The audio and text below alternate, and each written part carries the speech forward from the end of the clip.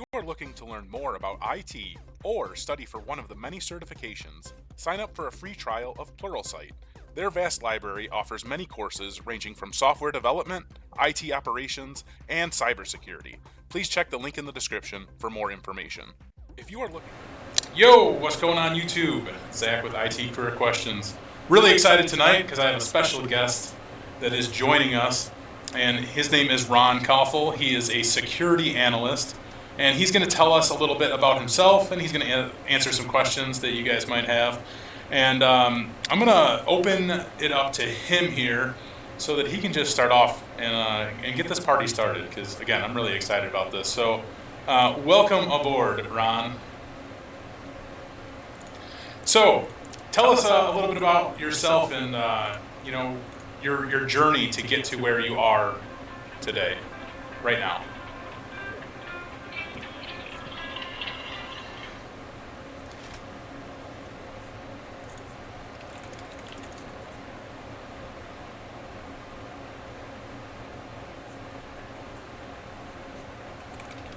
Oh. So. Can you start over, Joe? Sorry, I forgot I start over, Ron. I had you muted there. Oh, okay, that's fine. Joe in the chat, or one of the people from the chat called me out on it. That was my bad. Okay, yeah, that's fine. So like I was saying, I'm Ron. I got my start in computer science at a community college and had a lot of interest in hardware and got some good experience through extracurriculars and things like that, and made the transfer to Illinois State University, where I'm at now, studying cybersecurity. I really lucked out. Within my first couple weeks, I was originally an information assurance and security major. And then they announced a new major that they had developed, and they had partnered with State Farm. And so I switched over to cybersecurity, and I'm really happy to be here. Awesome. So what kind of, I guess, got you interested in that field the most? What really piqued your interest there? So originally it was a law class I took in high school, and I was really interested in documentation and risk and compliance and stuff like that. And so I kind of correlated that with my interest in gaming and computers and things like that. So I had originally applied for like computer engineering majors and found that, the math requirements were a little above my level.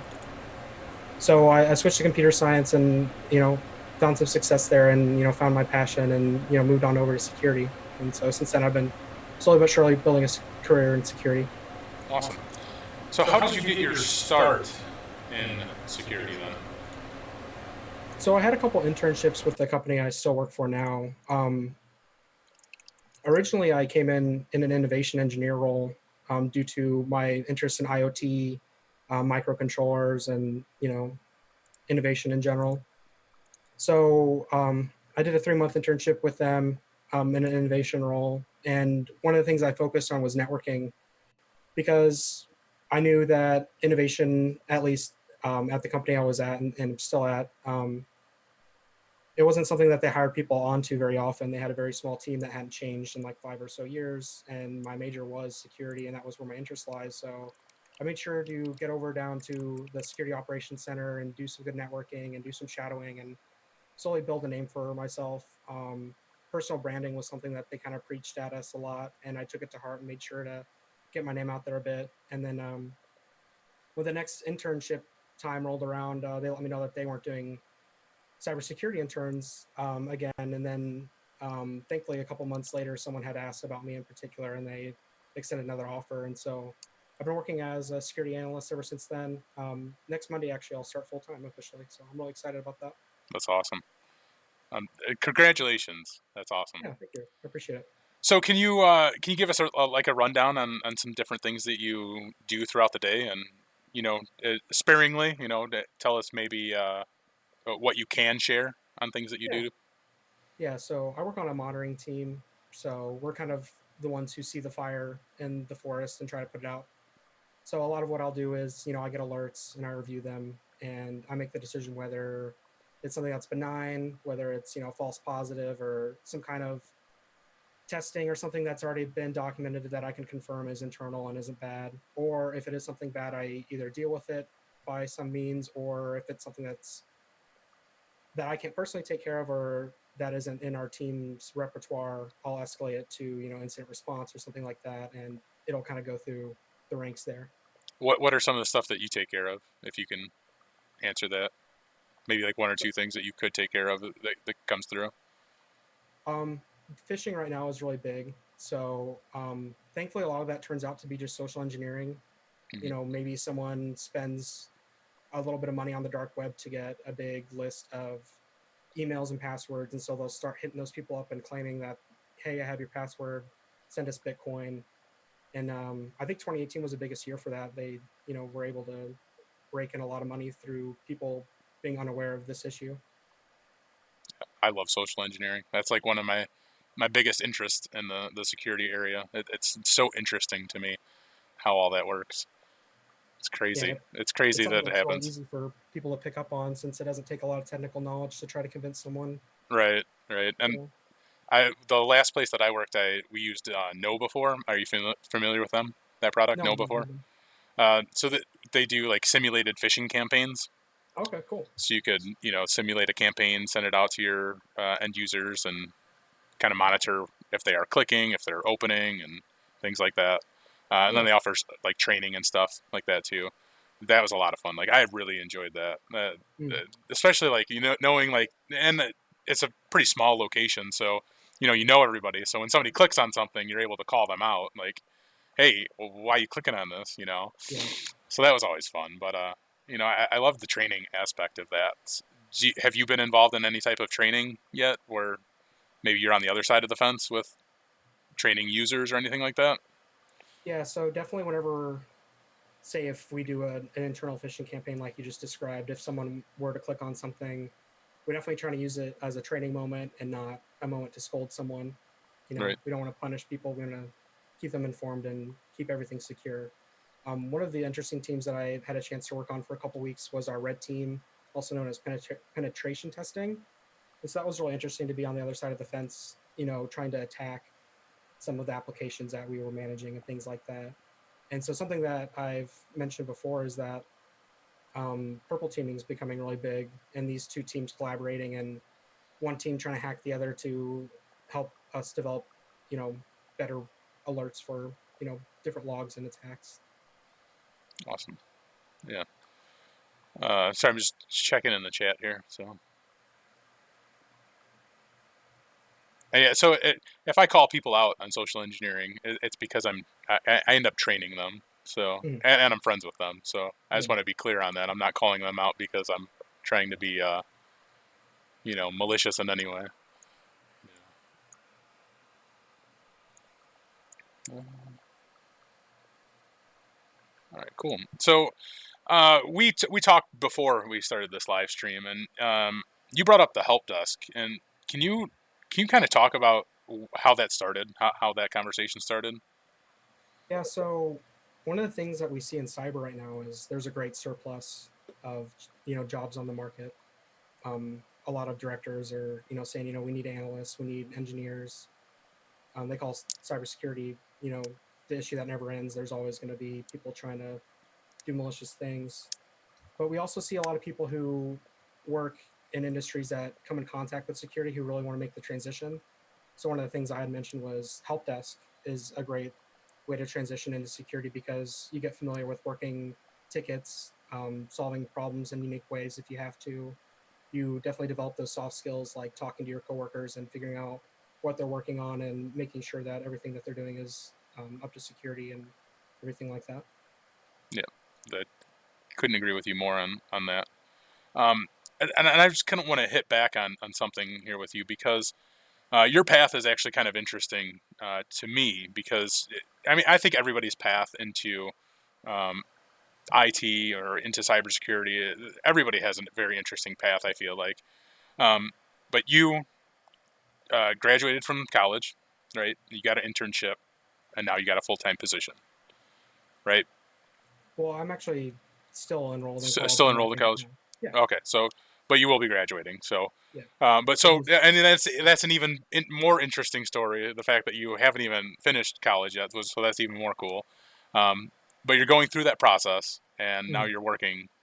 You got a full time job as a security analyst, which is amazing. Um, You, I just lost my train of thought now. I apologize. Um, Gosh, where was I going with that? I was going somewhere with that. That's my bad. Um, I think I was going. I was going to ask you about certifications. That's where I was going with that. So Okay. you're going through the process. You don't even have a degree now, which that makes this topic even better. Um, but you have no certifications, right? Yeah. You're going to be studying for your first certification, correct? Yeah. So that was one of the things that was highly discussed with me coming on to the team was where I was going to be going after I got, my official undergraduate degree in cybersecurity.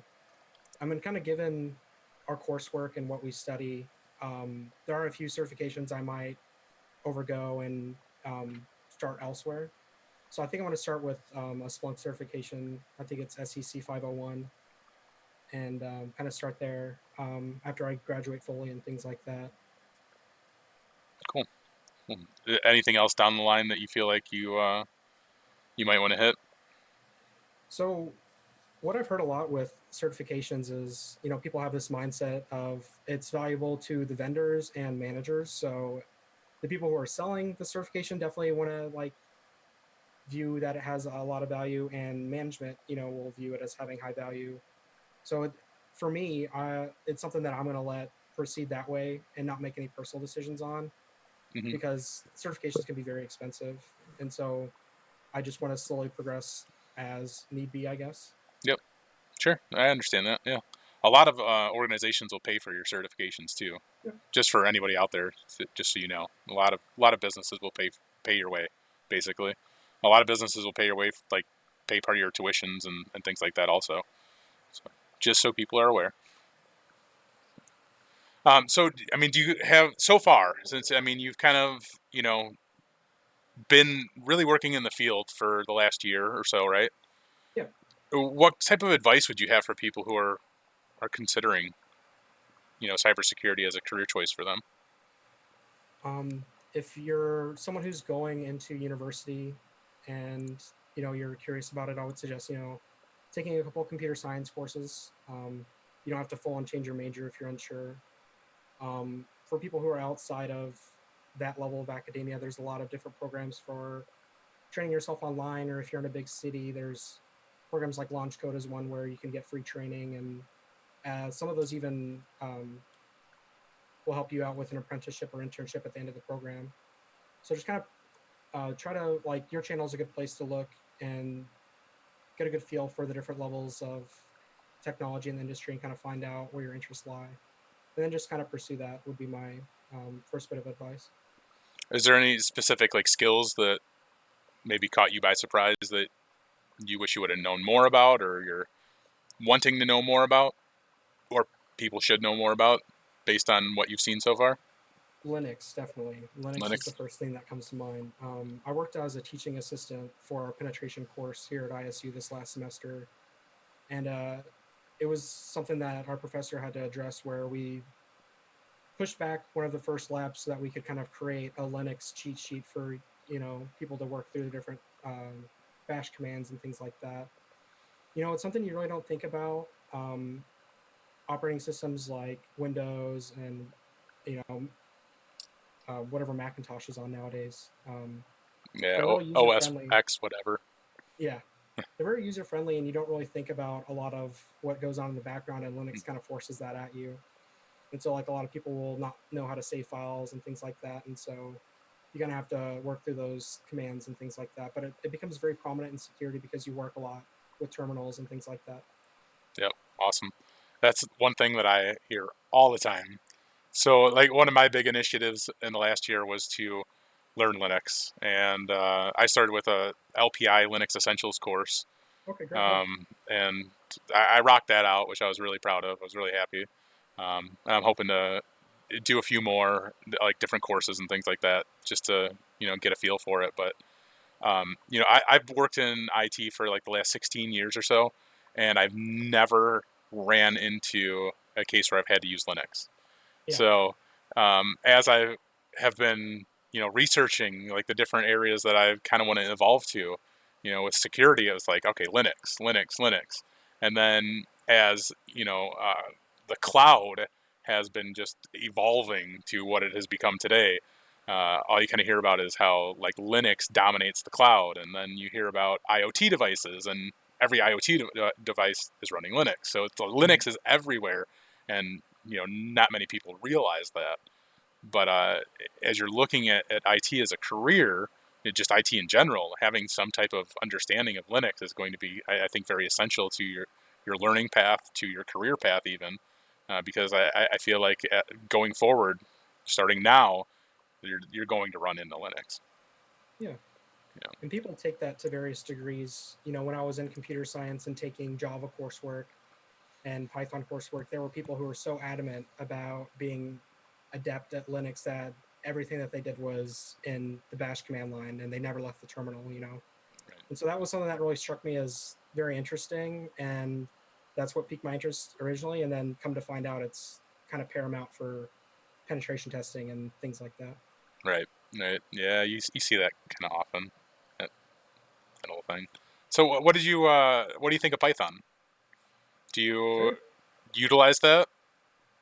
It's very powerful. Like scripting is very big for automation. I think you mentioned it in your last live stream, but you've worked with PowerShell a lot. Yep.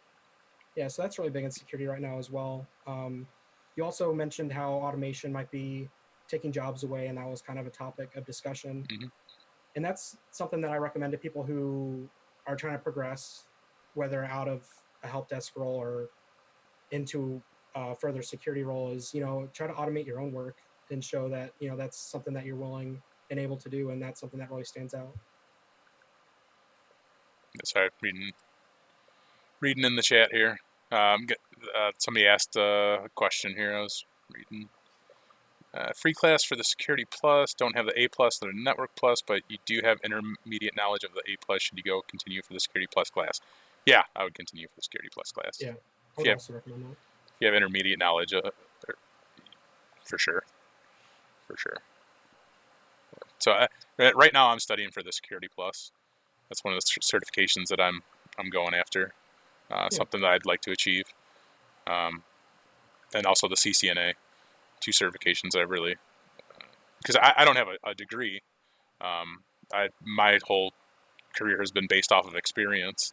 So for me, I think everybody has their own specific thoughts on certifications. For me, it's more of I want to prove to myself that I can do it. I want to prove to myself that I have the knowledge, and that piece of paper also shows to the powers that be that yes, you do kind of know what you're talking about. Because sometimes even showing on your resume that you have experience just doesn't cut it. So that's sometimes the unfortunate aspect of just working in any industry. Sometimes you have to have some type of paper that says yes, you do know what you're talking about. Yeah. You know.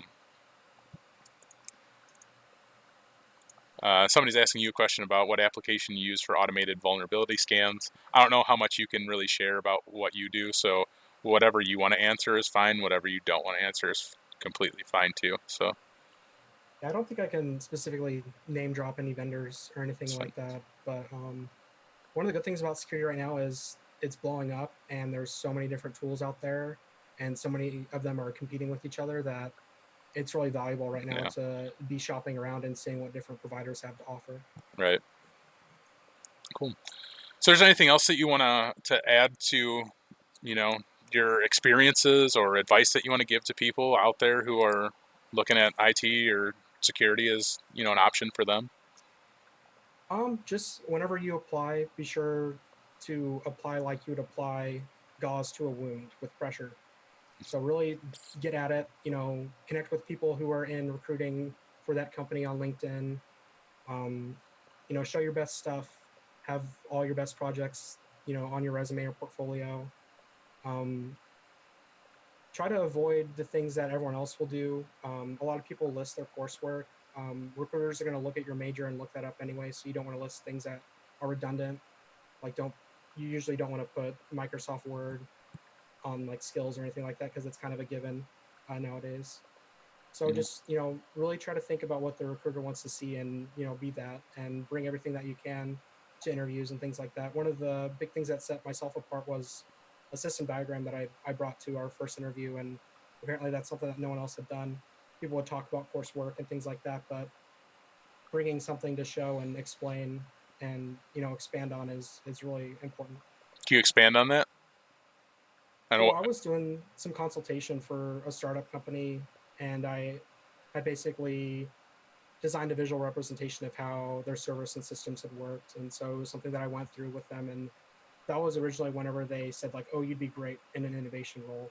And that was where I got my start out with this company and in IT in general was as an innovation engineer, kind of working through microcontroller prototypes and things like that.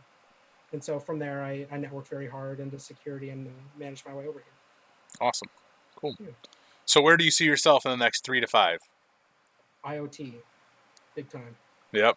What? I think that's definitely the future of security right now is the more devices that we get out there, the more widespread our attack surface is. So it's going to be fun to defend it.